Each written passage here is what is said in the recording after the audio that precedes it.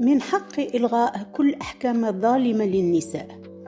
واش في خبارك بأن مدونات الأسرة المغربية باقة كتحيل بعض الحالات على مرجعية فقهية عمرها قرون وما بقاتش كتناسب مع واقعنا اليوم؟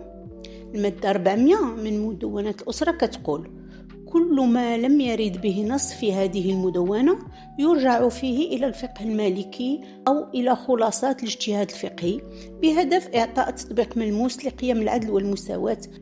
لكن هذا الشيء ما كيتطبقش في الواقع، لأن المادة 400 غالبا ما تستعمل كباب مفتوح للحكم في بعض قضايا الأسرة بفتاوى قديمة ما عندها علاقة مع واقعنا اليوم، وإحنا ما كنعرفوهاش في الوقت اللي من حقنا نكونوا على علم بجميع القوانين اللي كتحكمنا.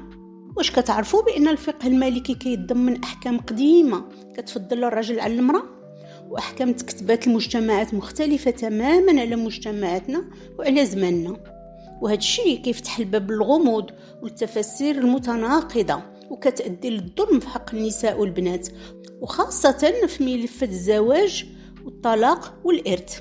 هذه المادة 400 كتناقض مع الفصل 19 ديال الدستور ديال 2011 اللي كيأكد على المساواة بين الرجل والمرأة في الحقوق المدنية والسياسية والاجتماعية والاقتصادية.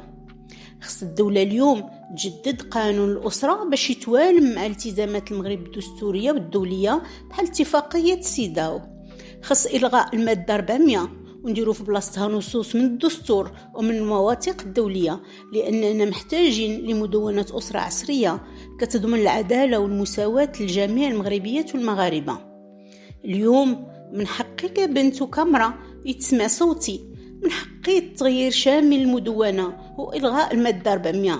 يلا إلا اتفقتوا معنا بارطاجيو هذا الفيديو وساهموا معنا في التغيير، المساواة حقنا.